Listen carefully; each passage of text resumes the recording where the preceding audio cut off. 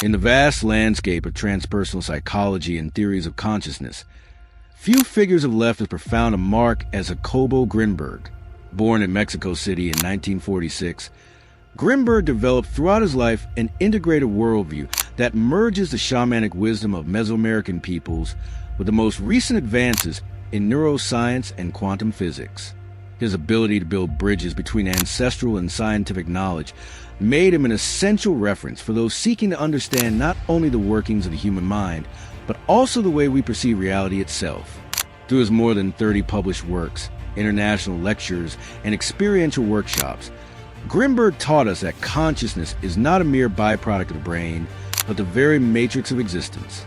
His influence today extends to therapists, researchers, and spiritual seekers around the world, who find in his legacy a compass to navigate the internal and social challenges of our time. For Jacobo Grinberg, consciousness is not simply a passive state of alertness, but an active power with which we can shape our experience. In his writings, Grinberg described consciousness as a dynamic field of possibilities, where each thought and emotion acts as a wave that modulates the very structure of reality. According to him, when we elevate our level of attention and cultivate conscious presence, we acquire the ability to detect toxic patterns before they take root, to slow down automatic judgment, and to respond deliberately instead of reacting impulsively. This approach allows us to recognize harmful dynamics, both in our personal relationships and in society at large, and it provides us with the tools to transform those harmful patterns. In essence, Grinberg proposed that consciousness is our most powerful instrument for building healthy relationships and more harmonious environments. Before diving into the core content of this video, I want to invite you to take a simple but transformative action. Subscribe to the channel and activate the notification bell so you don't miss any of our upcoming analyses on psychology, spirituality, and the teachings of Jacobo Grinberg. Leave a comment with the word awakening if the idea resonates with you that we can change our inner reality by changing our consciousness. By doing so, you join a community committed to personal and collective growth, and you'll help us continue expanding this work that seeks to illuminate the dark corners of human behavior. Your participation is essential to continue this exploration together. The purpose of this video is clear: to identify and understand the 10 unacceptable behaviors that Jacobo Grinberg warns us we should never tolerate in our relationships and in our daily life. Over the next few minutes, we will break down each of these behaviors, analyze concrete examples of how they manifest in everyday situations, and most importantly, explore strategies based on mindful awareness to avoid them or confront them with assertiveness and wisdom. These behaviors not only harm our emotional and mental health, but also erode trust, generate accumulated resentment, and ultimately deteriorate the authentic connection with those around us. First, we will observe how emotional manipulation can disguise itself behind apparent care, distorting our perception of what is healthy and genuine. Next, we will delve into cruelty disguised as honesty, that verbal brutality many justify as telling the truth, ignoring the destructive impact it causes. Later on, we will address control disguised as protection, a seemingly altruistic behavior that hides desires for domination and undermines our freedom. Then, we will pause on the insidious form of gaslighting or gasluminescence, a technique of confusion that erodes our self-confidence and makes us doubt our own experience. Likewise, we will explore how the devaluation of our inner world, thoughts, emotions, and dreams can manifest in subtle dismissals that force us to silence our authentic voice. We will see the chronic lack of empathy, a deficiency that prevents true listening and the recognition of the other as a being with needs and boundaries. We will analyze the repetition of betrayals accompanied by empty apologies, acts of infidelity, or deception justified with hollow words. We will examine selfishness disguised as independence, when extreme individualism neglects mutual commitment. We will reflect on sarcasm as a weapon, a device that instead of lightening the mood, wounds and humiliates. Finally, we will address emotional withdrawal as punishment, that punitive indifference that leaves the other in a limbo of anguish and hopelessness. Each one of these behaviors will be illustrated with real-life situations and with the teachings of Grinberg, who reminds us that mindful awareness allows us to both recognize these dynamics in time and set firm and healthy boundaries. Throughout the video, we will share self-assessment exercises so that you can identify whether you or someone in your environment engages in any of these behaviors. And we will propose practices based on conscious breathing, compassionate inner dialogue, and nonviolent communication to restore emotional balance. This video does not arise as a judgment, but as a call to clarity and transformation. The first step to change the world is to change the way we relate to ourselves and to others. Welcome to this journey of self-exploration and discovery. Get ready to illuminate the dark corners of interpersonal dynamics and activate the power of consciousness, according to Jacobo Grinberg. Let's begin. Toxicity in relationships and social environments rarely bursts in with spectacular or dramatic gestures. Rather, it sneaks in stealthily through behaviors that, at the time, almost go unnoticed. Over time, these acts begin to take up space in the interpersonal dynamic until they become established as normal. One of the main reasons for this normalization is gradualness. A single hurtful comment or criticism disguised as a joke may not make a strong impact, but when repeated, they gain weight and build a pattern. In general, people tend to have a status quo bias. That is, we prefer to keep reality as it is rather than question it. When someone throws a subtle mockery under the guise of humor, we tend to laugh or downplay it to avoid conflicts. That same person, seeing our laughter, interprets that the tolerance level is high and will validate their behavior. With each complicit smile, the idea that this type of aggression is acceptable becomes solidified. Thus, what started as a harmless joke turns into an emotional weapon meant to undermine our self-esteem. Another mechanism that facilitates normalization is downward comparison. When faced with a minor toxic gesture, we place it at a lower level of severity than a greater offense we have experienced. We say, "It could be worse. At least they didn't yell at me or push me." That comparison relaxes us and decreases our willingness to question the aggressive behavior. The next time a similar episode occurs, for example, a passive-aggressive criticism, we accept it without hesitation, thereby reinforcing the idea that those subtle attacks deserve little attention. The systematic repetition of subtle details also contributes. A comment that belittles our work, a mild social snub, or a gesture of indifference that goes unnoticed in a group all sink in as microaggressions. Each microaggression alone is not devastating, but the accumulation produces emotional, where similar to the erosion of a rock by constant water. Over time, we come to feel exhausted, without identifying a single dramatic incident, as our perception of what is toxic has become numb. Additionally, there is a cultural component. In many environments, workplaces, family, friendships, the idea of enduring for good group or being strong in adversity is encouraged. Under that excuse, individuals learn to remain silent and not report actions that hurt their boundaries. In this way, harmful behaviors find fertile ground to take root. Those who finally decide to report or set limits are often questioned. Why are you complaining now, if it has always been this way? That question seeks to invalidate their perception and perpetuate the normalization of subtle abuse. At the individual level, self-control and the pursuit of peace often outweigh confronting toxicity. Many people choose to contain their discomfort and avoid conflict so as not to strain the relationship. This apparent self-care actually perpetuates the toxic situation, as it removes the incentive for the other to reflect on their behavior. It is a sacrifice that, paradoxically, undermines our emotional health in the long term. Let's look at some everyday examples. 1. Hurtful jokes at work. Imagine a coworker who, every now and then, mocks the way you express yourself in meetings. Today you came with your motivational speech. Are you going to give us little courses too? At first, you take it with humor, since their words seem harmless. With each joke, however, your confidence to speak up is affected. You fear your input will be ridiculed. Although there are no yelling or physical aggressions, your inner voice convinces you it's not worth sharing opinions, and you end up letting others take the floor. Weeks pass and your contribution to projects decreases, but you yourself blame the work environment and not the toxicity of that coworker. 2. Comments about appearance. In a group of friends, one person always makes remarks about your clothing or your weight. Wearing that sweater again? Don't you have another one?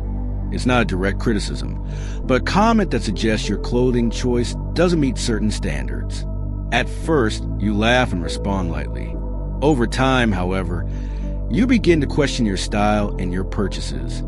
You even decide not to go out in certain outfits to avoid the constructive criticism.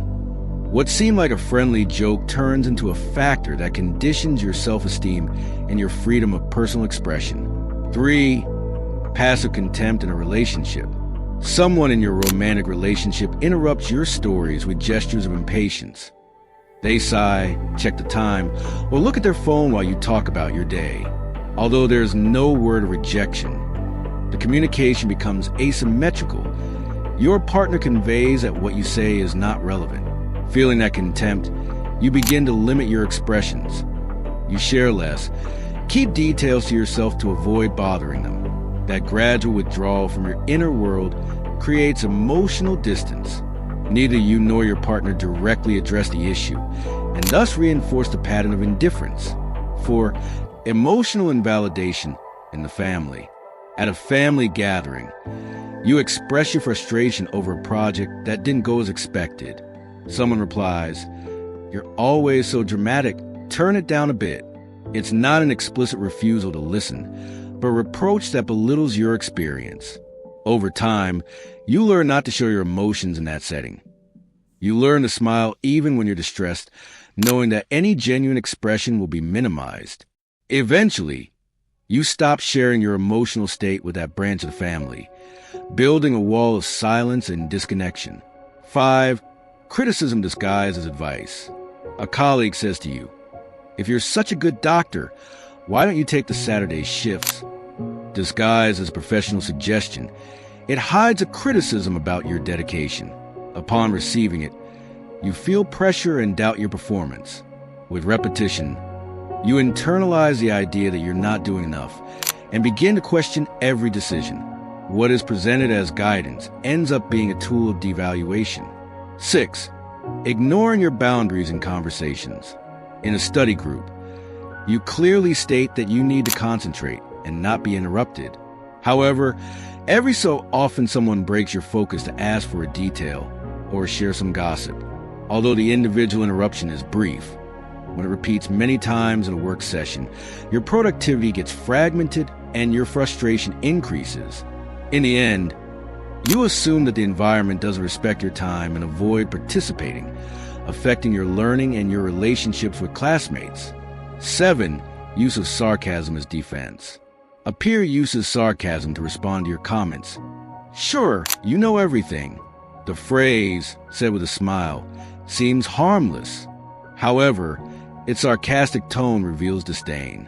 When repeatedly targeted with that kind of response, you start becoming wary of sharing ideas and avoid exposure to the group, as you anticipate the witty reply that will undermine your input. 3. Passive contempt in a relationship. Someone in your romantic relationship interrupts your stories with gestures of impatience. They sigh, check the time, or look at their phone while you talk about your day. Although there is no word of rejection, the communication becomes asymmetrical. Your partner conveys that what you say is not relevant. Feeling that contempt, you begin to limit your expressions. You share less, keep details to yourself to avoid bothering them. That gradual withdrawal from your inner world creates emotional distance. Neither you nor your partner directly address the issue, and thus reinforce the pattern of indifference. 4. Emotional invalidation in the family. At a family gathering, you express your frustration over a project that didn't go as expected. Someone replies, "You're always so dramatic, turn it down a bit." It's not an explicit refusal to listen, but a reproach that belittles your experience. Over time, you learn not to show your emotions in that setting. You learn to smile even when you're distressed, knowing that any genuine expression will be minimized. Eventually, you stop sharing your emotional state with that branch of the family, building a wall of silence and disconnection. 5. Criticism disguised as advice. A colleague says to you, If you're such a good doctor, why don't you take the Saturday shifts? Disguised as a professional suggestion, it hides a criticism about your dedication. Upon receiving it, you feel pressure and doubt your performance. With repetition, you internalize the idea that you're not doing enough and begin to question every decision. What is presented as guidance ends up being a tool of devaluation. 6. Ignoring your boundaries in conversations. In a study group, you clearly state that you need to concentrate and not be interrupted. However, every so often someone breaks your focus to ask for a detail or share some gossip. Although the individual interruption is brief, when it repeats many times in a work session, your productivity gets fragmented and your frustration increases. In the end, you assume that the environment doesn't respect your time and avoid participating, affecting your learning and your relationships with classmates. 7. Use of sarcasm as defense. A peer uses sarcasm to respond to your comments. Sure, you know everything. The phrase, said with a smile, seems harmless. However, its sarcastic tone reveals disdain.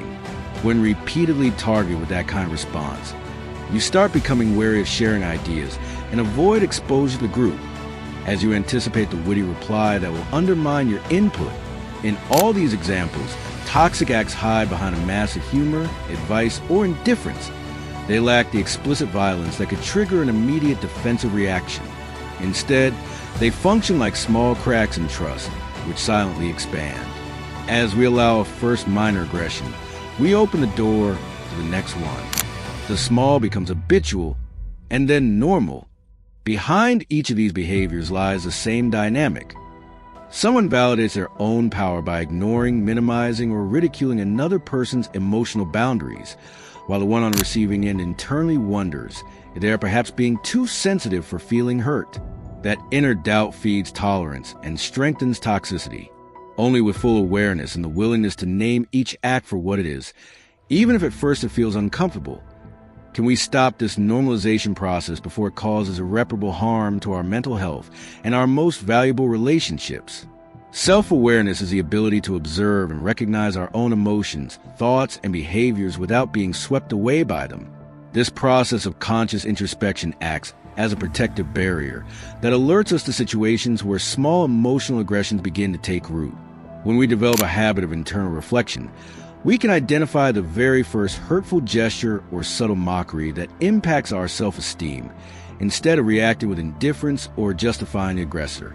The first step toward self-awareness is paying attention to our bodily reactions. A slight discomfort in the stomach, tension in the jaw, or a lump in the throat can be indicators that we have tolerated a harmful comment or gesture. Learning to listen to that silent language of the body gives us valuable information. It reveals in real time that something has unsettled us. In this way, we avoid over-rationalizing the situation, it wasn't that bad, and cancel the excuse of considering mistreatment as something trivial. Another pillar of self-awareness is the active listening of our internal dialogue. It is common that after a microaggression, an inner voice arises that minimizes the harm. I'm probably exaggerating. He didn't mean to hurt me. However, that same dialogue can become the trap that legitimizes the toxic pattern. By placing conscious attention on our thoughts after the aggression, we can question the validity of those automatic justifications and cultivate an internal voice that is compassionate yet firm, capable of saying, "This is not okay, and I deserve respect." The regular practice of meditation or conscious breathing exercises significantly enhances our capacity for emotional self-monitoring. By focusing on inhalation and exhalation, we train the mind to remain present and less prone to falling into automatic reactions. This deliberate pause between the stimulus, toxic act, and the response tolerance is a space where self-awareness exerts its most powerful influence. With each conscious breath, we strengthen our ability to choose how to act. Likewise, keeping a record of toxic experiences in a personal journal strengthens our perspective. Writing down each incident, no matter how small, helps us document patterns that would otherwise go unnoticed. Periodically reviewing these notes reveals the frequency and gradual evolution of harmful behaviors. which encourages us to take preventive action or set boundaries before normalization progresses and becomes harder to reverse. Self-awareness is also nourished by honesty with oneself. Acknowledging that we have tolerated unacceptable behaviors means accepting our own responsibility in the permissiveness. This act of courage opens a door to real change, as it turns us into active agents of our emotional health.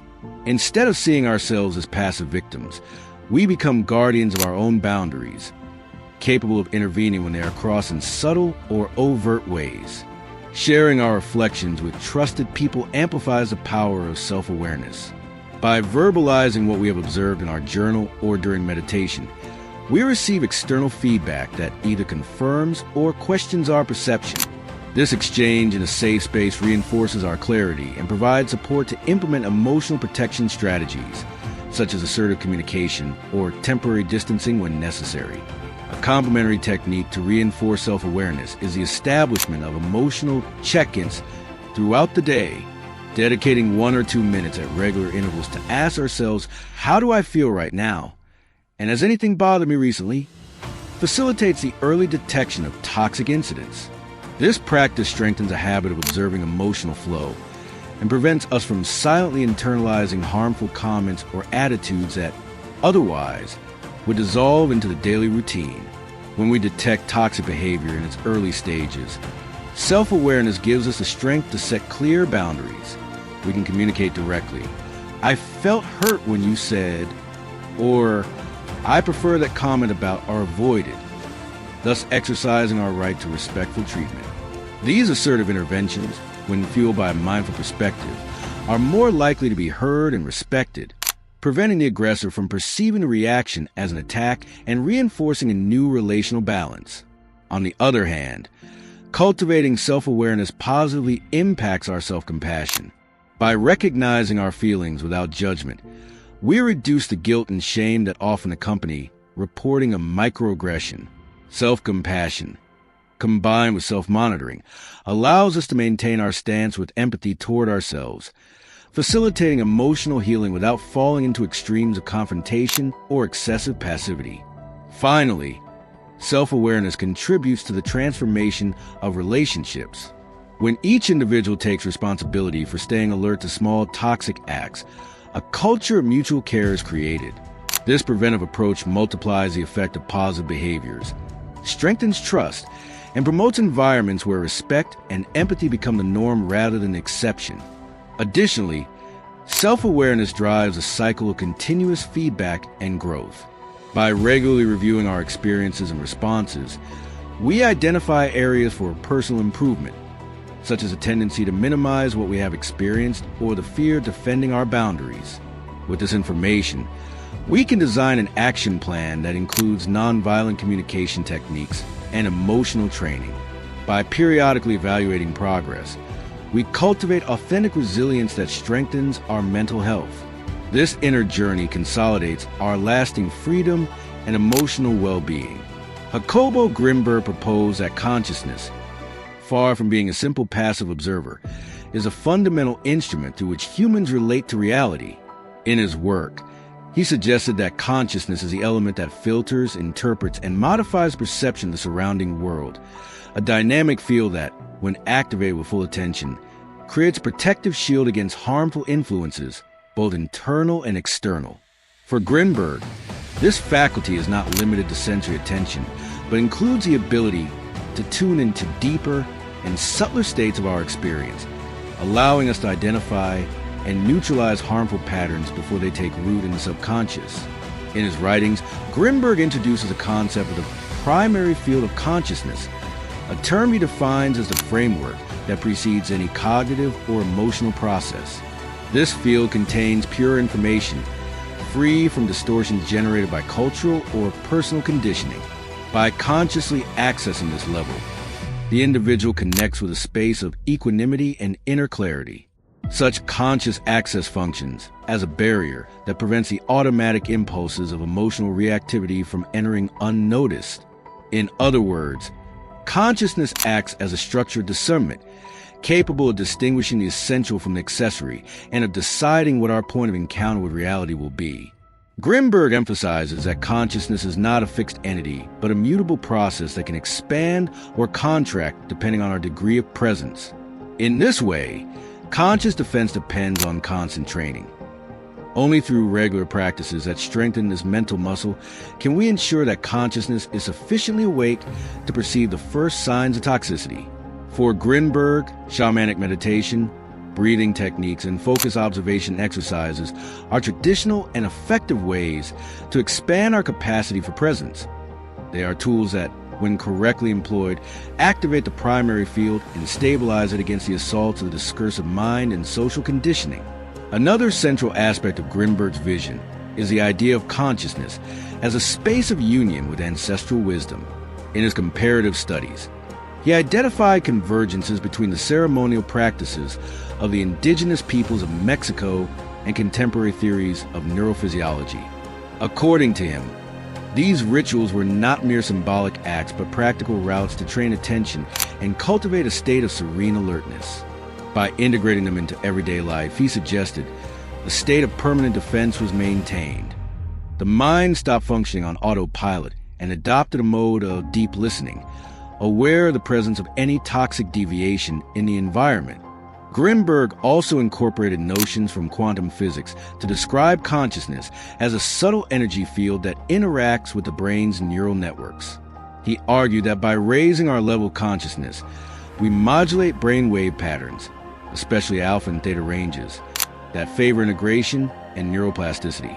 This interaction promotes states of relaxed alertness where impulsive reactions are tempered. In this way, consciousness becomes a mechanism of bioenergetic self-regulation, protecting the nervous system from emotional overload and from the dissonances induced by toxic dynamics. Grinberg also incorporated notions from quantum physics by describing consciousness as a subtle energy field that interacts with the brain's neural networks. He argued that by raising our level of consciousness, we modulate brainwave patterns, especially alpha and theta ranges, that favor integration and neuroplasticity. This interaction promotes states of relaxed alertness, where impulsive reactions are tempered. In this way, consciousness becomes a mechanism of bioenergetic self-regulation, protecting the nervous system from emotional overload and from the dissonances induced by toxic dynamics. In his theoretical model, Grinberg defined 3 levels of consciousness: ordinary consciousness, reflective consciousness, and transpersonal consciousness. Each of these levels acts as a layer of progressive defense. Ordinary consciousness corresponds to the common waking state, where we perceive basic sensory stimuli. Reflective consciousness adds the ability for self-observation and the suspension of immediate judgment. Finally, transpersonal consciousness transcends identification with personal subjectivity, allowing us to connect with broader dimensions of meaning and with the interconnection of all beings. Grinberg maintained that to face the subtle threats of emotional toxicity, it is crucial to cultivate at least a second level of consciousness, since only there does a capacity to halt automatic reaction emerge.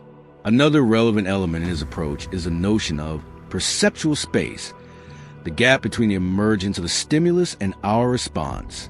In a state of low consciousness, that space is nearly non-existent. Reaction is immediate and usually governed by previously learned patterns of defense or attack. In contrast, by intensifying reflective consciousness, an interval is created in which the mind can evaluate, discern, and choose a course of action different from the impulsive reaction. This perceptual space functions as a buffer against toxic stimuli, as it gives us time to avoid internalizing harmful messages and to choose responses that do not perpetuate the negative dynamic. Grinberg emphasized daily discipline as a means to strengthen that perceptual space. He proposed exercises such as mindful attention to bodily movement or deep listening to the environment without judgment. For him, each act of conscious attention increased the ability to sustain the perceptual space under emotional pressure. In this way, consciousness was reinforced and became increasingly resistant to toxic intrusions, establishing a solid foundation for psychic health. In parallel, Jacobo Grinberg pointed out that consciousness cannot act in isolation, but requires the support of a balanced body and coherent lifestyle habits. The quality of sleep, nutrition, and physical activity directly influence the readiness of consciousness to operate clearly. Therefore, he proposed a holistic approach. Conscious practice should encompass not only meditation exercises, but also the harmonization of biological rhythms and the energetic cleansing of personal space. Only then could consciousness remain alert and effective as a defense against subtle emotional aggressions. Finally, Grinberg emphasized the ethical dimension of vigilant consciousness. It was not merely a defensive resource, but a commitment to individual and collective responsibility. According to him, a fully conscious being not only protects themselves, but also radiates that quality of presence to their environment, positively influencing relationships and reducing the spread of toxic behaviors. In his view, consciousness as a primary defense is linked to the ideal of social transformation. Upon awakening to this level, a person becomes an agent of change, capable of reversing patterns of mistreatment and fostering a more harmonious social fabric. In summary, Jacobo Grinberg conceived consciousness as our main defense by assigning an active function, filtering stimuli, creating perceptual space, integrating ancestral wisdom, modulating brain bioenergy, and acting as a buffer against toxicity. His work invites us to understand consciousness as an inner field of power that, when properly cultivated, becomes a master key to preserve our emotional and relational integrity. With this theoretical foundation, we must now prepare to explore how to apply these ideas in our daily lives and how to translate them into concrete practices that strengthen our capacity for conscious defense. Let's look at some examples that illustrate how consciousness, exercised with intention, becomes a shield against harmful behaviors. First, early detection of subtle manipulation. Imagine that in a work team, a colleague gradually begins making comments that question your competence, asking to review each of your documents with the excuse of just to be safe. In a state of ordinary consciousness, you might accept these requests without questioning the true intention, interpreting them as part of professional dynamics. However, if you cultivate reflective consciousness, as Grinberg proposed, you'll be able to notice that the frequency and tone of those requests exceed what is reasonable. You'll recognize the pattern of control disguised as protection and be able to stop the escalation before your professional image is undermined. Second, prevention of the internalization of unfair criticism. In a friendship, you often hear jokes or comments that ridicule certain personal choices, such as your way of dressing or study habits. If you do not intervene, those criticisms may sink deep, reinforcing insecurities. Self-awareness allows you to observe the emotion that arises within you, perhaps a twinge of shame, and separate it from the other person's narrative. By acknowledging that internal reaction without judgment, you can question the value of the criticism and decide how much weight to give it. In this way, you prevent an external voice from undermining your self-confidence and keep your self-esteem intact. Third, conscious interrupters against gaslighting. Gaslighting distorts the perception of reality by making you doubt your own memories or perceptions. Thanks to transpersonal consciousness, you can develop an internal record of facts. Whenever someone insists that you never said that or that you're exaggerating, your conscious mind reminds you the actual sequence of events and your sensations at the time. By holding on to that internal clarity, you protect yourself from induced confusion and remain firm in your understanding of what occurred. Moreover, the confidence that stems from that consciousness prevents you from being swept away by the aggressor's narrative. Fourth, conscious management of perceptual space during conflict. In a heated argument, dominant emotions often drive automatic responses, reproaches, accusations. Reflective consciousness creates a perceptual space that allows you to detect the adrenaline spike and increased heart rate.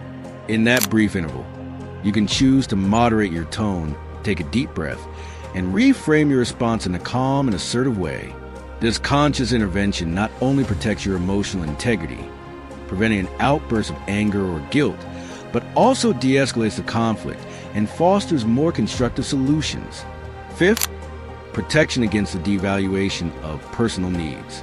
Suppose that in a romantic relationship, your partner minimizes your need for rest, insisting on constant social plans. Operating from ordinary consciousness, you might systematically give in to avoid problems, eventually reaching physical and emotional exhaustion. With reflective consciousness, you recognize a feeling of fatigue and bodily discomfort as signals that your boundaries are being violated. That awareness leads you to set a clear limit, expressing your needs with a "I can't tonight. I need time to recharge." In this way, your overall health is protected from external pressure.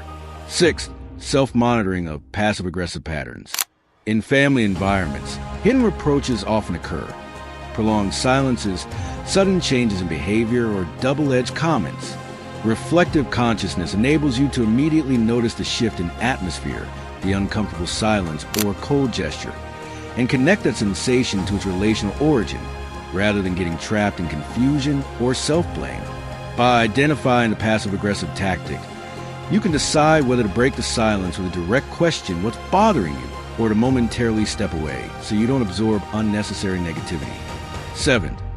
Safeguarding your inner voice against group ridicule. During a study session, some classmates mock your analytical approach, calling it overly methodical or lacking flow. If you don't intervene, you might start doubting your method and adapt to a different style, losing effectiveness. Reflective consciousness helps you hear the inner voice that responds, "This method works for me." By holding on to that conscious conviction, you shield yourself from social pressure and maintain your authenticity, ensuring that your decisions align with your working style rather than others' expectations. 8. Detection of sacrifices disguised as altruism. In volunteering or helping activities, you're sometimes asked to sacrifice time or resources disproportionately. Reflective consciousness alerts you to emerging feelings of hidden guilt. "If I don't do it, I'm a bad person." By stepping back into your primary field of consciousness, you can discern whether that guilt is genuine or induced. You'll recognize when your help is truly selfless and when you're being emotionally manipulated to fulfill others' needs without reciprocity. Thus, you protect both your well-being and the quality of your altruistic action. 9. Self-protection against offensive sarcasm. Sarcasm can hurt silently, disguising aggression as wit. With reflective consciousness, you immediately identify the underlying emotion, perhaps a sting of shame or anger, and deactivate it before it turns into resentment. By recognizing it consciously, instead of reacting with "Why are you so sarcastic?" you can respond with kind humor or an assertive request. "I prefer direct communication when you want to point something out." This conscious shift protects your emotional balance and strengthens relationships based on respect. 10. Prevention of the normalization of indifference. In a friendship, it may happen that a friend interrupts your stories, seems distracted, or is constantly late. If you don't question those signs, you'll end up internalizing that your time and words don't matter. Reflective consciousness leads you to feel, in the exact moment, the frustration or sense of invisibility. By attending to that emotion, you can express, "When you arrive late, I feel like my time isn't valued." This conscious intervention prevents that pattern from becoming the norm, protecting your sense of dignity and the value of your role in a relationship. 11. Attunement to deep states in the face of emotional overload. Transpersonal consciousness connects you with broader levels of experience, allowing you to recognize signs of deep exhaustion before they manifest as crises. If you sense a feeling of emptiness or disconnection that escapes daily logic, your transpersonal awareness alerts you to the accumulation of subtle toxic dynamics. There is then a possibility to pause, reorganize your priorities, and seek support before the wear and tear turns into emotional collapse. 12. Strengthening resilience in the face of repeated betrayal. When someone repeats a betrayal, accompanied by empty apologies, your instinctive response may be to give in again, driven by the hope of reconciliation. Reflective consciousness helps you identify the cycle of betrayal and apology, observing consistency of actions beyond words. By recognizing the pattern as a toxic bond, you gain the clarity needed to decide whether forgiveness is deserved or if it's time to redefine personal boundaries. Lastly, fostering authentic empathy. Deep consciousness not only protects you from harm, it also allows you to cultivate high-quality empathy. By recognizing your own emotions and limits, you develop greater sensitivity toward those of others. This reduces the risk of falling into passive-aggressive behaviors or expressions of indifference. In this sense, consciousness acts as a preventive shield that strengthens interactions based on mutual understanding, thus minimizing the emergence of toxic dynamics. After having explored how consciousness serves as a shield against harmful influences and reviewed concrete examples of its practical application, we now delve into the first insidious behavior Jacobo Grinberg warns us never to allow: emotional manipulation. At first glance, emotional manipulation may appear as an act of tenderness, care, or genuine concern, but its real purpose is to undermine our autonomy and subtly steer us toward actions or decisions that benefit the manipulator to the detriment of our well-being. At its core, emotional manipulation relies on the exploitation of our emotional resources: empathy, the desire for approval, and the need to maintain harmony in relationships. When someone praises us in a very specific way, "You're the only one who truly understands me," it's not a casual compliment, but a strategic call to our instinct for connection. We feel pride. We want to reciprocate. And without realizing it, we strengthen that bond which, over time, becomes a silent obligation. Every compliment comes with a shadow: the expectation that we will return that affection or agree to requests that in another context would feel excessive. Induced guilt acts like an emotional shove. Phrases such as, "After all I've done for you, how can you refuse?" Or, "If you really love me, you do this in me," trigger a sense of debt. We convince ourselves that refusing would be selfish or ungrateful. It's a constant pressure mechanism that erodes our decision-making ability and blurs the line between mutual support and emotional domination. With each concession driven by guilt, the manipulative person strengthens their control while we gradually undermine our own emotional integrity. Grinberg noted that often, the manipulative person also resorts to the victim role to feed our compassion. By presenting their difficulties as unique or reparable, "No one else in the world helps me like you do. I'm alone in this," they manage to activate our protective instinct without us questioning the truth of their words. In this scenario, our will to help them becomes unconditional, and our initial resistance dissolves into tenderness and genuine concern. However, this dynamic, far from being a selfless act, functions as a net that traps our emotional energy, destined to maintain the relational imbalance. Another common tactic is the alternation between intense closeness and abrupt detachment. The manipulator sends signals of deep affection at one moment, then expresses indifference or subtle reproach the next. This emotional roller coaster creates confusion and dependence. We long to regain the lost closeness and do everything possible to restore peace, sacrificing our boundaries. Each withdrawal is followed by a promise of change, and when warmth returns, we reinforce the hope that the relationship will improve. But when closeness is conditioned on our submission, we realize too late that the bond was built on shifting sand. In his analysis, Grinberg emphasized that emotional manipulation operates on the primary field of consciousness, seeking to remain outside the scrutiny of our reflective attention. Manipulators avoid direct conflict because they know that a frontal attack could trigger our instinctive defensive response. Instead, they use subtlety, veiled comments, ambiguous apologies, contradictory facial expressions. To detect them, we need to cultivate a level of consciousness capable of perceiving the discrepancies between verbal language and tone, between words and gestures. This discrepancy is a first clue that something doesn't match, that our emotions are being guided more by an external script than by an authentic connection. The impact of emotional manipulation on our mental health is profound.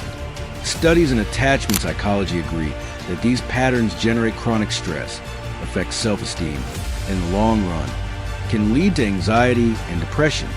We get used to excusing harmful behavior, blaming ourselves for every conflict. That self-blame becomes the bitterest face of manipulation.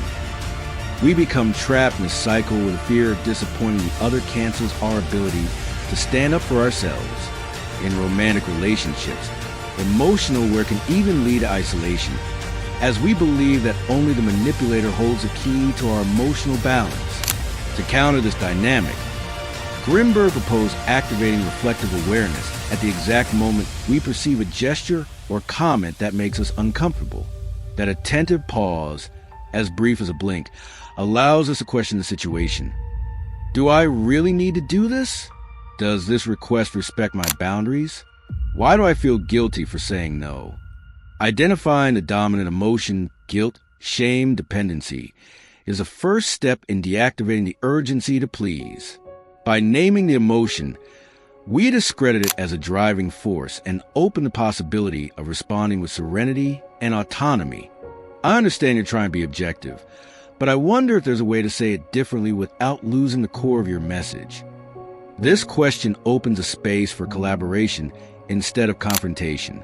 Sharing the reflection with trusted people is also essential to regain perspective. By verbalizing the experience and comparing the tone with others, we assess whether the criticism was disproportionate or justified.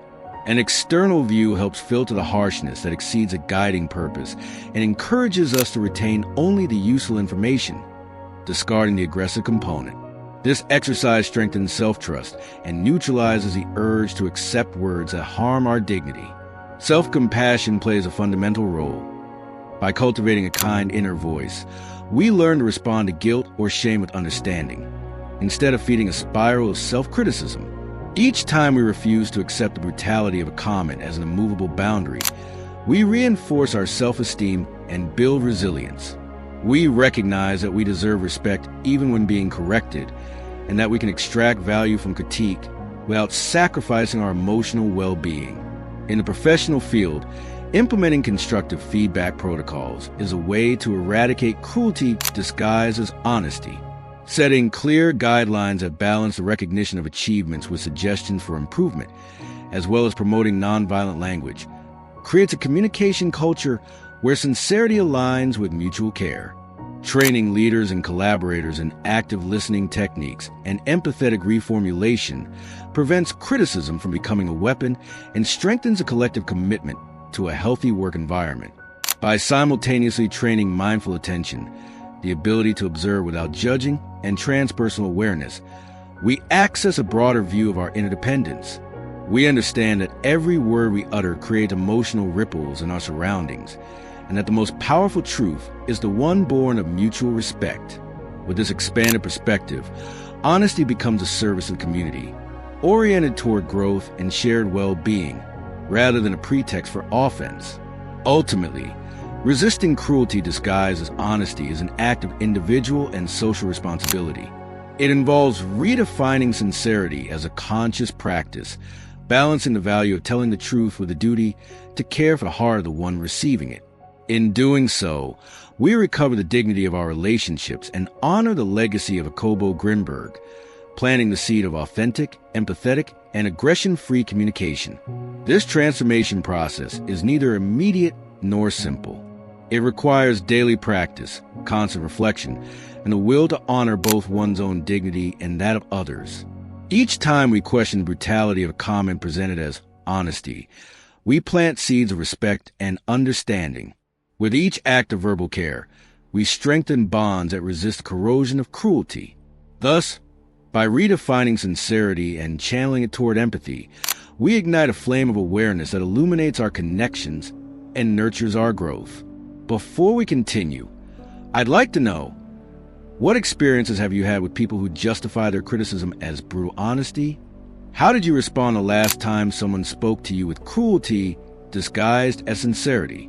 Share in the comments what strategies have helped you maintain mutual respect when giving or receiving criticism. In doing so, you might inspire and help others going through a similar situation.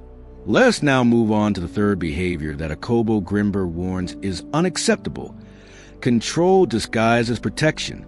With the appearance of care and genuine concern, it promises to safeguard our safety or well-being, but hides the imposition of another's will and the annulment of personal autonomy.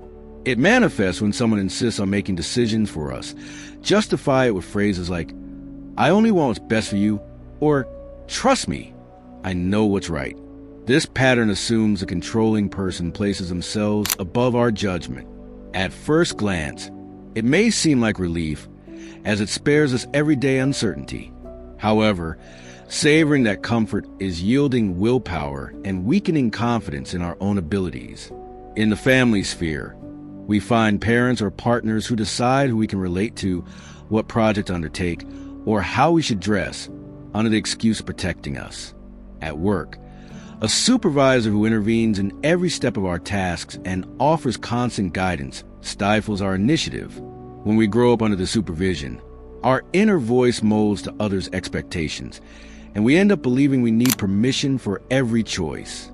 Grinberg described this process as the externalization of consciousness. Instead of trusting our own inner voice, we delegate the authority over our experience into the hands of others. The controller combines a deep fear that we make mistakes with the enjoyment of the power involved in knowing our schedules, anticipating our decisions, and validating their role as guardian. Every gesture of supervision or insistent advice plants a seed of dependency that takes root without triggering our alarm. Little by little, we internalize the idea that we cannot manage risks without the continuous tutelage of the other.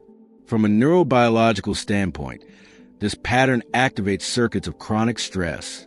The amygdala, the brain center associated with fear, remains in permanent vigilance mode, alerting to possible errors that must be corrected by the controller.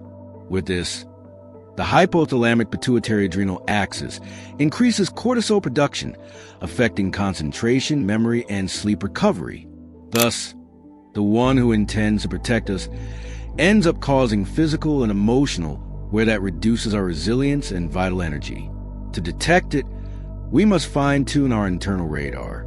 Grinberg insisted that reflective awareness gives us perceptual space to notice if a proposal arises from our desire or from another's insistence. When we feel we lose initiative, it is a sign that protection is a disguise. Likewise, if we anticipate anxiety at the possibility of disobedience, the presence of hidden control is evident. That anticipatory discomfort reveals itself in the body. Tension in the shoulders, cold hands, or a knot in the stomach warns us that something is outside our emotional territory. An effective practice consists of pausing before accepting any protective suggestion. In that interval, connect with your breathing and ask yourself, what I really want? Does this proposal respond to my needs or to the expectations of the other? That brief conscious questioning breaks the automatism of obedience and restores our judgment. With each practice, we strengthen our internal trust and reduce the space the controller intends to occupy. It is essential to redefine the concept of support. True care respects our autonomy and accompanies without replacing our voice. Authentic support invites us to explore options and learn from our decisions. If advice comes with recognition of our ability to choose. This is my suggestion, but I trust you will make the best decision. We are witnessing an act of genuine protection. Sharing these reflections with trusted people amplifies collective awareness and facilitates reclaiming our own agency. By expressing what we have felt, the pressure of constant supervision, the mental exhaustion of anticipating others' expectations, we receive external validation that confirms our perception. This exchange empowers us to set clear boundaries and reclaim the space of free choice. Establishing assertive limits requires clear and compassionate communication. We can begin by acknowledging the positive intention. Thank you for your concern and offer to help. I would like to make this decision on my own to learn from the experience. That recognition reduces the risk of rejection and marks a healthy boundary. If pressure persists, reinforce a refusal firmly and explain your position honestly. Grinberg emphasized self-compassion in this process. By accepting our right to make mistakes, we see every error as a growth opportunity instead of a catastrophic risk. That attitude protects self-esteem and decreases dependence on external approval. Cultivating self-compassion means speaking kindly to ourselves when making decisions without the controller's consent. The development of inner trust is also strengthened by small acts of daily autonomy. Deciding the week's menu, planning an outing without consulting everyone, or choosing a book to read are modest exercises that consolidate our discernment. With each autonomous choice, we reinforce the sense of agency and make it harder for someone to try to dominate us under the pretense of care. The practice of conscious breathing, combined with observing our bodily sensations, anchors us in the present and distances us from the controlling voice. When the impulse to obey yields to mindful attention, we discover the freedom of authentic choice. And by holding those decisions without the controller's approval, we strengthen the inviolable territory of our autonomy. In the development of personal identity, growing up under constant control hinders genuine exploration of the self. Young people who experience this pattern may choose to suppress their concerns, lean toward others' passions, and settle for predetermined roles. In the long term, this results in insecure individuals about their preferences and fearful of undertaking their own projects. For Grinberg, reflective and transpersonal awareness serve precisely to reveal that inner mask and recover the vision of our life project. This personal reconstruction gains special relevance in making fundamental decisions, such as choosing a career, partner, or lifestyle. When covert control has become normalized, such choices may fall to the controller's preferences, generating regret and identity crises in the future. Introducing conscious reflection practices into routine, like dedicating a few minutes daily to asking ourselves, what do I want with this, provides an anchor that strengthens our ability to decide based on our true motivations. By becoming protagonists of our own story, we recover the power of choice and build a future aligned with our essence, instead of a replica of others' desires, and move forward with conviction. This leads us to the fourth behavior we must never tolerate: gaslighting or gaslight luminescence. This insidious strategy consists of distorting facts and perceptions to make you doubt your own reality, generating confusion, insecurity, and dependence on the manipulator. Although sometimes subtle, its impact is profound, as it undermines the very foundations of self-trust. Gaslighting begins with small falsehoods, denying that something was said, denying a shared memory, or minimizing a painful experience. For example, after an argument, the aggressor may firmly claim, "I never said that," "You're making things up," or "You remember everything wrong." You obsess over trivial details. Facing this systematic denial, your mind starts to question, did it really happen as I think? Was I the one who misunderstood? That doubt becomes the first step in a process that, with each repetition, deeply roots insecurity.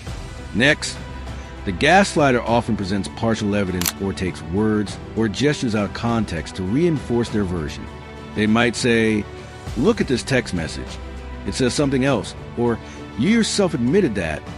But those fragments are tinted with manipulation. They are previously omitted or edited for argumentative purposes. The combination of outright denial and biased evidence turns the victim into an emotional detective, tirelessly searching for the truth that ultimately eludes them, one after another. Episodes of gaslighting erode trust and memory, visual perception, and personal judgment, creating an inner abyss of uncertainty. The psychological impact of gaslighting is severe. Those who suffer develop chronic anxiety, living in fear of making mistakes in every gesture or word. Self-esteem collapses when perceiving they cannot trust their sensations.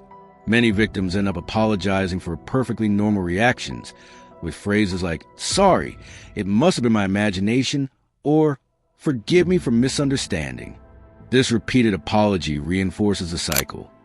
The gaslighter perceives their victim as willing to take the blame for any misunderstanding and increases the intensity of their denials and justifications. Moreover, gaslighting undermines supportive relationships. When the victim seeks validation from friends or family, the aggressor anticipates those queries and seeks to isolate them. They may repeat their version of events in other settings, or complain that the victim exaggerates or slanders. In doing so, they turn confidants into unwitting accomplices who doubt the credibility of the one seeking help. This isolation reinforces dependence and turns the process into a private problem, silenced by shame and fear of disbelief. Faced with this strategy, reflective awareness reveals itself as an essential defense. The first measure is to keep a record of interactions, noting dates, exact words, and associated emotions. This reality diary acts as an anchor when the gaslighter denies everything. By reviewing your own notes, You reaffirm your experience without relying on memories subject to manipulation. Simultaneously, the bodily check-in, identifying chest tension, knots in the stomach, or cold sweat, alerts you to the dissonance between what you perceive and the imposed narrative. That physical signal is a pulse confirming the validity of your perception.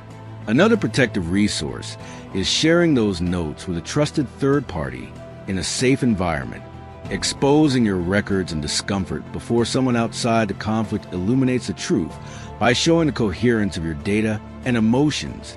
Others' empathy, free from vested interests, reaffirms your judgment and reduces vulnerability to isolation. By strengthening your support network, the intensity of the manipulative cycle diminishes, and you regain a more objective vision of the situation. In parallel, cultivating self-compassion strengthens inner resilience. Each time you catch yourself apologizing without reason, stop and offer encouraging words. I was not the one who invented these facts. I deserve to trust my memories. That inner voice acts as a counterbalance to others' judgment and the fear of error. With daily practice, self-compassion builds an emotional refuge that cushions the assaults of gaslighting. Likewise, training in assertive communication reinforces defense. Instead of entering futile debates about the validity of memories, you can frame the conversation around your feelings. When I hear your version, I feel confusion and pain. I would like to clarify what happened without questioning my memory. This approach shifts attention to the emotional ground and limits space for absolute denials. Assertiveness, allied with reflective awareness, creates a dialogue channel where your inner voice retains its place. In everyday practice, strengthening transpersonal awareness further expands protection. By cultivating a sense of interconnection with your own essence and a broader informational field, you position yourself above the ebb and flow of personal interpretations. This level of consciousness offers an impartial observer perspective that collects data without merging with any interlocutor's narrative. Thus, your internal reality remains solid against imposed contradictions. It is also crucial to establish clear limits on the frequency and tone of conversations you accept. If the gaslighter insists on denying or discrediting your perceptions, you can propose a pause. I prefer to resume this talk when we both are willing to listen to each other's experiences without denying them. By taking the initiative to pause the exchange, you regain control over communicative rhythm and protect your emotional integrity. If gaslighting persists intensely, seeking professional support may be the healthiest path. A therapist specialized in manipulative dynamics will guide you to reinforce self-defense resources, process emotional damage, and restore trust in your perception. Therapy also offers a safe space to rebuild your personal narrative without interference or distortion.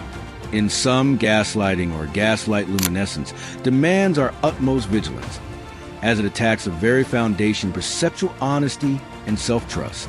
Activating awareness at reflective and transpersonal levels, documenting reality, sharing it with reliable supports, and cultivating self-compassion and assertiveness are key steps to resist this subtle abuse. With each conscious act of reclaiming our experience, we restore power over our own mind and preserve the health of our relationships.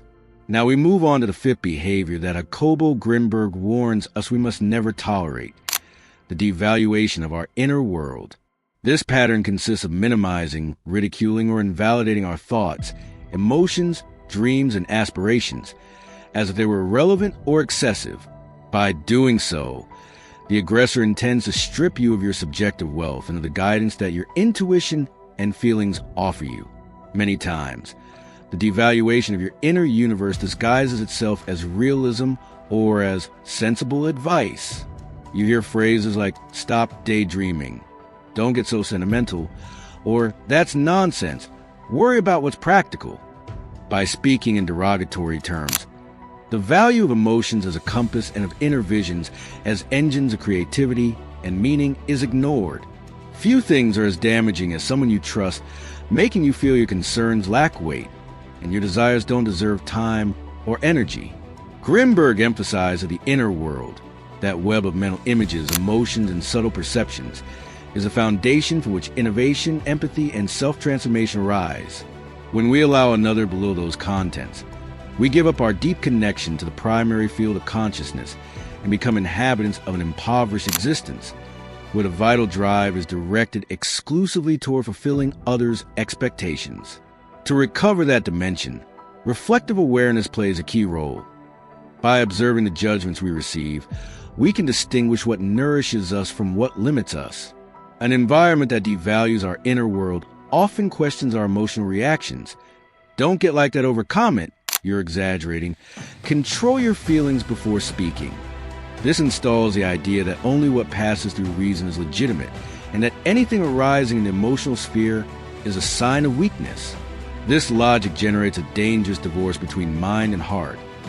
We learn to silence our emotions and distrust our intuition, sacrificing the inner voice that alerts us when something goes against our values or needs. From a neurobiological viewpoint, repressing the inner world triggers increased muscle tension and stress markers, as the brain interprets emotional invalidation as a threat. Likewise, the prefrontal cortex, responsible for effective regulation, overloads trying to filter or redirect impulses that should be expressed healthily. Over time, that internal dissonance may manifest as psychosomatic symptoms, sleep disorders, or chronic feelings of emptiness and disconnection. To counteract the devaluation of your inner world, it is essential to re-establish compassionate inner dialogue. Each time someone dismisses your emotions, practice mentally responding with a phrase of recognition. My feelings matter. They are valuable and deserve attention. Repeating this affirmation strengthens the legitimacy of your inner voice and reminds you that your reactions are part of your personal experience map. Also, keep a record of moments when your emotions and thoughts were disqualified. Writing down those situations, including what words were used and how they made you feel, will allow you to detect patterns. Does it always happen with the same person or in the same context? What topics trigger invalidation? Recognizing these patterns gives you the clarity needed to anticipate and set boundaries before contempt takes root. Another strategy is to share your inner world with people who value it. Deep conversations with empathetic friends, therapists, or in personal growth groups validate your emotional wealth. By narrating your feelings and receiving attentive listening, you confirm that your emotions are legitimate and your intuition has a place in shared life. That external validation reinforces internal confidence and reduces the need to seek approval in environments that disqualify it. Grinberg proposed integral exercises that connect body and mind to reconnect with the inner world. Free writing, for example, consists of dedicating 15 minutes a day to expressing your emotions and thoughts without correcting or judging them. This practice reveals a variety and depth of your subjective universe, and with it, weakens any attempt at invalidation. Likewise, active meditation focuses on bodily sensations, observing the touch of skin, the pressure on the feet, restores the body's role as an anchor to present, and facilitates awareness of emotions that otherwise would be silenced. A complementary strategy is to explicitly verbalize what we feel. When empathic response fails, we can assertively express our need. I would like you to ask me how I felt when X happened, or it's important for me to hear a word of comfort right now. By putting our lack into words, we give the other a chance to learn a new level of interaction. If the person is willing to improve, that statement can become a bridge for reconnection. However, those who suffer chronic lack of empathy rarely change their behavior after one request. Their insensitivity is usually rooted in self-centered attention patterns. Therefore, it is crucial to have an external support network that affirms our emotions and offers the recognition missing. Talking with empathetic friends, mental health professionals, or active listening groups ensures our experiences find resonance. This network acts as a counterbalance to primary indifference, reinforcing our sense of worth and community. Grinberg integrated exercises for expanding transpersonal consciousness as a method to cultivate empathy in oneself and the environment. Through guided visualization practices, he suggested imagining the other's emotional process, visualizing their gestures, breathing, and inner expressions. That mental staging energizes empathic circuits and facilitates creating effective bridges even in lukewarm relationships. By training this form of internal attunement, We develop greater sensitivity to identify when someone is going through pain, reducing the risk of falling into automatic indifference.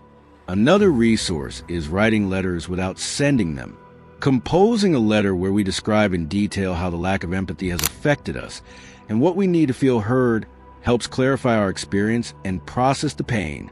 Even if the letter never reaches its destination, writing it provides catharsis and allows us to acknowledge the validity of our emotions. Micro practices of mindful attention to others' emotions also nourish empathy. In every conversation, we can dedicate a few seconds to observe the other person's tone of voice, body posture, and facial expression. Even when the expressed response is minimal, that conscious attention sends a silent message of interest and respect. Over time, these actions elevate the emotional quality of the interaction and can inspire reciprocity. When, despite our efforts, chronic lack of empathy persists and becomes an insurmountable obstacle for the relationship, it is legitimate to reevaluate the bond. Belonging and mutual support are fundamental pillars of human coexistence. If someone systematically abandons the responsibility of recognizing us, it is valid to distance ourselves or redefine the interaction in more functional and less emotional terms. This decision, far from being a definitive rejection, is an act of self-care. In sum, chronic lack of empathy constitutes a behavior that deeply wears down our inner world and our relationships. Activating reflective awareness to identify indifference, assertively expressing our affective needs, seeking validation in supportive networks, and cultivating practices of empathic attunement, such as visualization and mindful attention to others, are essential steps to protect our emotional balance. By prioritizing in our relationships those bonds capable of resonating with our experience, we honor Grinberg's legacy and create environments where empathy becomes the firm foundation of human connection. The seventh behavior we must never tolerate is repeated betrayals with empty apologies. This pattern involves breaking trust through harmful attitudes, deceptions, disloyalties, breaches, and then blurring responsibility with superficial excuses. Over time, these commitment-free apologies erode the credibility of words and turn forgiveness into mere formality. In his work, Grinberg emphasizes that trust is built with small acts of coherence and destroyed with gestures of indifference toward those same acts. When someone betrays our vulnerability and the next day repeats a gesture assuring they really feel sorry, but without changing their behavior, they send a message that their words lack value. In this way, we perceive the apology as a resource to relieve immediate guilt, with no real intention to repair the harm or prevent its repetition. Repeated betrayals with empty apologies include behaviors such as recurring infidelity in romantic relationships, false promises of support that are never fulfilled, or sharing confidences entrusted in confidence. The victim goes through a cycle of severe emotional impact, followed by a brief truce period where the relationship seems to mend and apologies flow with sweet words. However, that calm is only an interlude before disloyalty reappears. That relational roller coaster generates confusion and ambivalence. We want to trust, but the memory of the last betrayal conditions our willingness to believe in the other's sincerity. Neurologically, adrenaline is released during betrayal and oxytocin during reconciliation, creating a biochemical reinforcement that makes us addicted to the cycle of injury and repair. Thus, a dangerous emotional dependence sets in. To identify this pattern, reflective awareness invites us to gather objective data on each betrayal. What happened? How did the responsible party react? Did they fulfill any subsequent promise?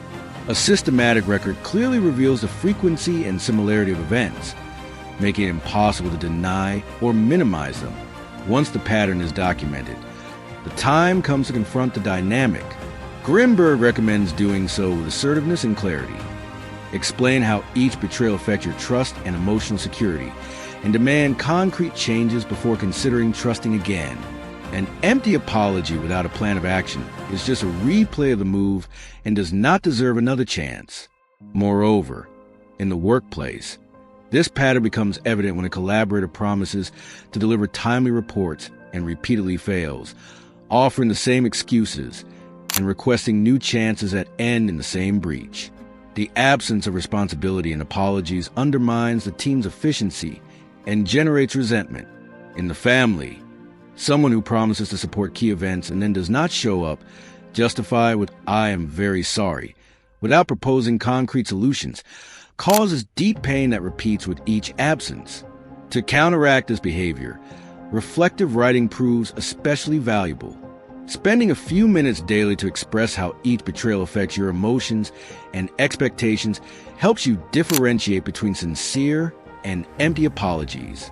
Reviewing your texts, you will identify patterns and strengthen your inner judgment, reducing tolerance to repeated deceit. Therapy, especially approaches focused on communication boundaries, can offer practical tools to practice assertive responses.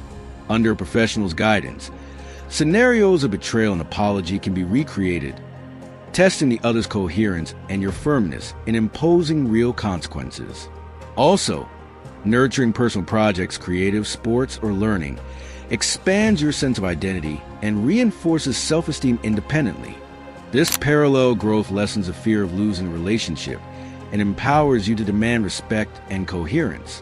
Ultimately, by documenting the pattern, demanding genuine repairs, and reinforcing your autonomy, you cut at the root the repetition of betrayals with empty apologies and restore authentic trust in your bonds. Recognizing this pattern as unacceptable and acting firmly is reclaiming emotional dignity. Only in an environment of coherence between word and gesture does trust and mutual respect flourish. Selfishness disguised as independence is the eighth behavior Jacobo Grinberg warns us as intolerable. At first glance, independence is a value we all celebrate. The ability to fend for oneself, to make decisions without relying on anyone. However, when that yearning for autonomy becomes an excuse to neglect the needs of those around us, it reveals a selfish undertone that destabilizes relationships. Under the pretext of "I can manage alone" or "I don't want to be a burden," attitudes of negligence, lack of reciprocity, and insensitivity toward effective bonds are hidden. At its core, selfishness disguised as independence operates on two pillars. The first is the extreme exaltation of self-sufficiency, as if any request for help were a sign of weakness. "I don't need anyone. I can handle alone," becomes a mantra that cancels out the possibility of healthy interdependence. The second pillar is justifying every omission with apparently noble arguments. "I don't want to burden them with my problems," or "I prefer to solve my matters secretly so as not to bother." With this facade of consideration, the emotional selfish person avoids assuming relational commitments and denies others the opportunity to share life, to accompany in difficulties, and celebrate achievements. When this trap settles, those around experience prolonged disconnection. They offer help, share joys and sorrows, but always get a distant response, even when the need is palpable. The selfish person disguised as independent does not allow others into their emotional territory, generating a sense of closed doors and invisible walls. This dynamic produces mutual wear. Those trying to help feel rejected and frustrated, while the independent experiences loneliness masked behind apparent strength. From a neurobiological perspective, voluntary isolation activates social threat circuits, similar to those generated by exclusion. The amygdala interprets effective disconnection as a risk, releasing cortisol and adrenaline, fostering anxiety and the perception of being alone against the world. Paradoxically, those who appeal to independence to evade help may suffer greater stress, trying to solve everything without support, worsening their sense of vulnerability and need for absolute control. To detect this pattern, reflective awareness is fundamental.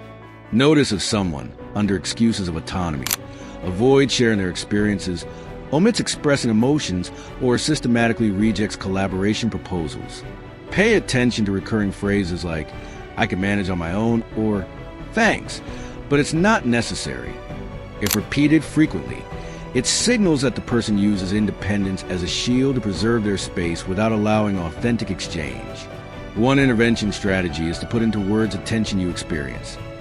"I appreciate your desire for autonomy, but I would like us to also share the challenges you face. For me, it is important to accompany you."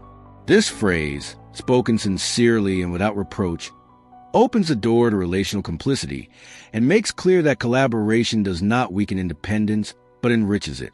By offering a safe space without invading or pressuring, you invite the other to reconsider their emotional closure. Grinberg invited reflection on interdependence as a genuine value of transpersonal consciousness.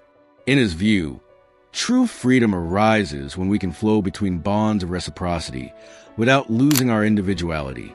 Interdependence does not annul autonomy but enhances it. Sharing responsibilities, joys, and difficulties enriches our capacities and strengthens collective resilience. Understanding this distinction allows unmasking the selfishness hidden behind forced independence. Another useful practice is mutual check-in, proposing a weekly moment to share achievements and challenges. If the person tends to decline, it is important to insist with empathy and explain the intention. I do not seek to interfere. I want to create a space where both can be authentic. By normalizing reciprocity, you help reconfigure the idea that collaboration is a sign of affection and not an imposition. With this sustained habit, resistance to closeness decreases, and the perception grows that interdependence strengthens rather than weakens. In the professional realm, selfishness disguised as independence manifests when a colleague refuses to share information, takes on all tasks without asking for help, and prides themselves on it. This attitude unbalances a team and generates resentment. Others perceive that he or she does not recognize the value of collaboration. To correct it, it is effective to hold coordination meetings where the need for mutual support is made explicit, and it is recognized that collective success depends on communication and shared responsibilities. The practice of self-compassion also helps break this pattern. Often, those who avoid help fear appearing weak before others or fear becoming a burden. By cultivating a kind inner voice, they learn to accept themselves with their limitations and understand that asking for help does not diminish their worth. Phrases like, "I am worthy of support when I need it," or "accepting help strengthens me," can accompany meditation practices focused on breathing and self-acceptance. When a person repeatedly resists these gestures of reciprocity, even after assertively exposing the consequences of their selfishness, it is valid to redefine the relationship. As with other toxic behaviors, the option to set boundaries remains. Reduce the frequency of offers or adjust the level of complicity. Protecting your well-being means recognizing that reciprocity is essential for relational health. If someone blocks that balance, indefinite closeness can become harmful. Integrating a practice of mutual gratitude strengthens the feeling of interdependence. At the end of each encounter, sharing a genuine thanks for listening, for sharing a moment, reinforces the value of reciprocal support. Over time, the attitude of, "I don't need anyone," dissolves before the evidence that cooperation and human connection are sources of growth and fulfillment. Selfishness disguised as independence, when exposed to the light of reflective and transpersonal consciousness, ceases to be a misunderstood virtue and reveals itself as an obstacle preventing authentic relationships. By recognizing the distinction between autonomy and selfishness and cultivating assertive communication, mutual support, and self-compassion practices, we can transform independence into a value that coexists with conscious interdependence, nurturing both our personal freedom and the richness of our bonds. We now enter the ninth behavior Jacobo Grinberg warns us is unacceptable: sarcasm used as a weapon of aggression. Unlike light irony that seeks to ease tension or create complicity, lethal sarcasm quickly wounds, disguises hostility with wit, and undermines the emotional security of its target. When used to discredit opinions, belittle efforts, or ridicule vulnerabilities, sarcasm ceases to be entertainment and becomes a control mechanism. An apparently clever phrase, "wonderful, if you want to destroy a project, that would be perfect," carries a harsh reproach that, cloaked in humor, leaves the receiver uncertain whether to defend themselves or excuse the offense. That ambiguity paralyzes reaction as the victim hesitates between showing hurt and taking things too seriously, or accepting the mockery and losing some dignity. Sarcasm as a weapon serves three harmful functions. First, it frees the sender from responsibility, since they can always claim it was a joke and exempt themselves from aggression. Second, It inhibits authentic dialogue. The victim, unsure of the real intent, tend to self-censor and avoid objections to not fuel more irony. Third, it establishes a position of power. The one who controls sarcastic would assume an implicit superiority that demoralizes the other, reinforcing a harmful relational hierarchy. Jacobo Grinberg noted that this type of sarcasm operates at the level of the primary field of consciousness, sowing internal confusion. When facing mockery, the mind struggles between questioning its own sensitivity and doubting the joke's sincerity, instead of activating reflective attention that would identify the aggression in time and choose a deliberate response. To protect ourselves from this verbal abuse, it is essential to train perceptual sharpness in the nonverbal realm. Observing the sparkle in the eyes, tension in the voice, or posture stiffness when uttering the sarcastic phrase alerts us to the underlying intent. Detecting those bodily signals, tingling skin, pulse acceleration, lump in the throat, acts as an alarm system warning that we are being attacked with irony. Once the offense is identified, it is advisable to mentally formulate an assertive question preparing the response. What do you really mean by that comment? Or can you express it without resorting to mockery? This slows the instinctive reaction and offers the sender the chance to abandon sarcasm and return to a more constructive dialogue tone. In the moment of interaction, responding with more irony only intensifies aggression. Instead, Grinberg recommended a calm, assertive response that shifts the focus from mockery to understanding. For example, if someone says, "Wow, what a brilliant decision. If you wanted to fail, we can reply, I understand your point. What part worries you so we can improve it?" This turn transforms irony into an invitation for constructive criticism. When lethal sarcasm erupts within a group, the pressure of silence or complicity reinforces the collective aggression. In that situation, transpersonal awareness reminds us that our inner identity transcends others' opinions. Maintaining a broad perspective allows us to navigate group pressure and stay consistent with our values, knowing that that kind of mockery is irrelevant outside that closed circle. Keeping a record of sarcastic attacks in a communication journal strengthens internal judgment. Writing down the date, context, and exact words gives us objective evidence that prevents minimizing the abuse and solidifies our resolve to set boundaries. Reviewing those notes, we identify the recurring pattern and reinforce our decision to respond firmly. Cultivating self-compassion and gentle humor is another powerful defense. Recognizing that sarcasm hurts us without judging ourselves for feeling affected, and responding with a sincere smile that expresses genuine acceptance, disarms ironic aggression. Humor based on complicity strengthens connection, inviting the other to change tone and build together a more respectful conversational space. In professional settings, eradicating sarcasm as a weapon requires clear communication norms. Healthy teams promote direct and empathetic feedback and sanction sharp irony that damages the work climate. Conscious leadership intervenes immediately, correcting the mockery and showing that which should encourage, not harm. When, despite our efforts, offensive sarcasm persists and weakens our bonds, it is legitimate to reevaluate closeness. Reducing interaction frequency or limiting exposure may be necessary to protect emotional integrity. Defending oneself from lethal sarcasm is an act of self-love and respect for one's dignity. Sarcasm used as a weapon attacks the heart of honest, empathetic communication. By activating reflective awareness to detect destructive irony, responding assertively, documenting patterns, and cultivating gentle humor, we build a shield against mockery. Only thus can we transform spaces once dominated by cruel irony into realms ruled by constructive wit and verbal solidarity, honoring Jacobo Grinberg's legacy. We arrive at the 10th and final behavior Jacobo Grinberg warns us never to tolerate: emotional withdrawal as punishment.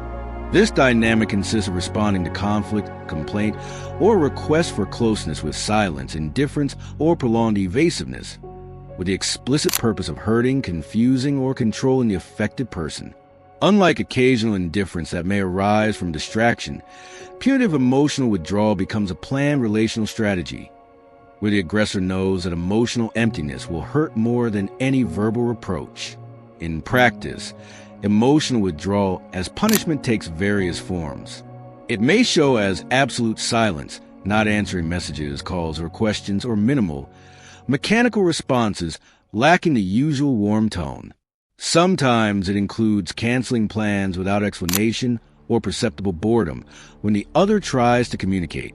In its subtlest form, it means paying attention to the other's words while body language and gaze turn elsewhere, sending an unequivocal message of disinterest.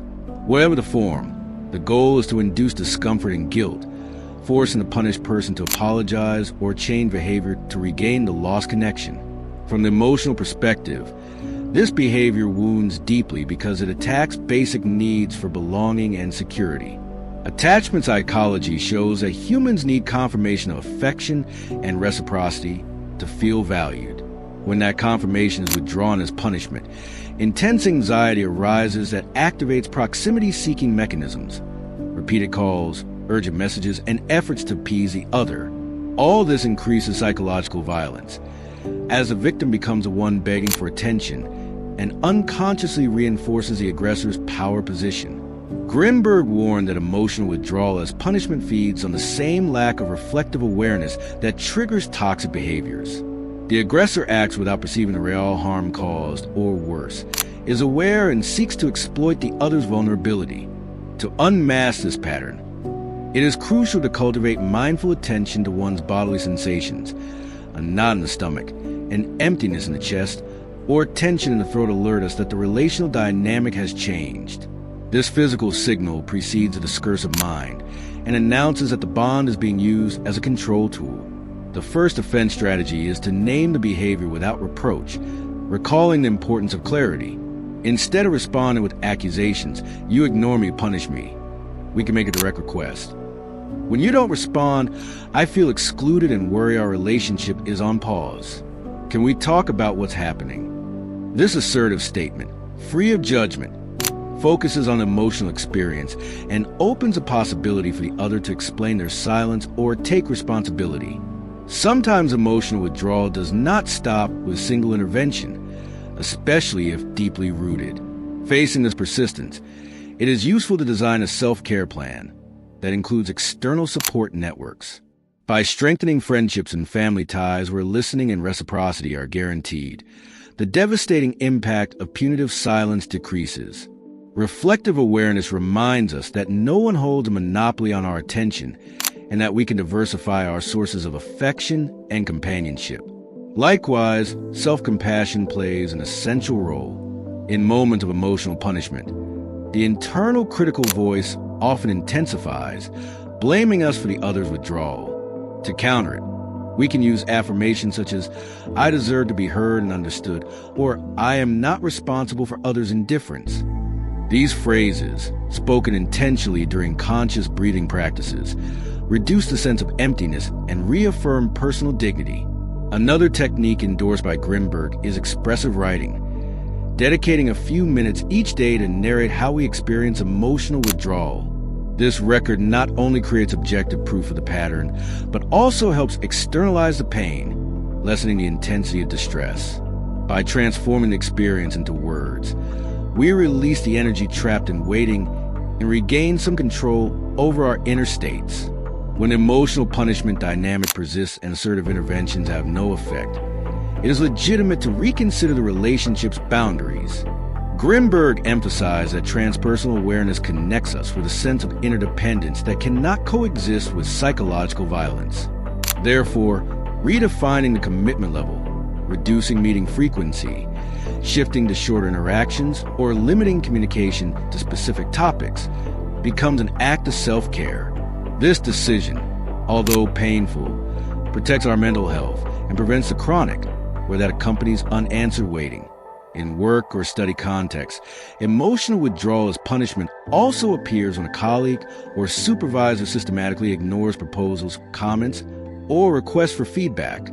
To face this situation, it is advisable to request formal meetings where the exchange of ideas is documented and mutual explanation is given.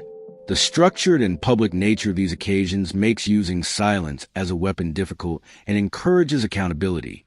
Inspired by Grinberg's holistic vision, we are urged to remember that true protection of consciousness lies in inner strength and coherence with our values. Each time we defend our right to be heard and respected, we strengthen the primary field of consciousness that connects us with our essence. That inner space of clarity allows us to navigate the wounds of punitive silence serenely, aware that authentic connection only thrives in shared presence and effective reciprocity. Emotional withdrawal as punishment stands as the most silent, yet also the most devastating form of relational violence. Without dialogue or explicit reproaches, it slowly but effectively undermines trust, self-esteem, and sense of belonging, activating reflective awareness to detect emotional emptiness, responding assertively, reinforcing support networks, and cultivating self-compassion are decisive steps to counter this behavior. Only by erecting healthy boundaries and honoring reciprocity in our relationships can we close the doors to this kind of aggression and open space to bonds based on listening, presence, and mutual respect. We have reviewed 10 behaviors that Jacobo Grinberg urges us to reject: emotional manipulation, cruelty disguised as honesty, control hidden behind protection, gaslighting that distorts our reality, devaluation of our inner world, chronic lack of empathy, repeated betrayals with hollow apologies, selfishness masked as independence, sarcasm that hurts instead of heals, and finally, emotional withdrawal as a form of punishment. Each corrodes the trust and health of our relationships, and all can be detected and countered with the tools Grinberg bequeathed us: reflective awareness to pause before reacting, assertive communication to set clear boundaries, recording experiences to expose toxic patterns, and self-compassion to support us when our emotions are tested. By combining these practices with genuine support networks and mindfulness exercises, such as conscious breathing and free writing, we strengthen our discernment capacity and keep both our self-esteem and the quality of our bonds safe. Let us remember that true protection arises from mindful attention and conscious interdependence, where mutual respect and empathy are the norm. Have you identified any of these behaviors in your environment? What strategy will you apply first to defend your emotional well-being? Share with us in the comments. Thank you for joining us on this journey of self-discovery and relational transformation. Don't forget to comment consciousness if you want to receive a special greeting in our next video. See you soon.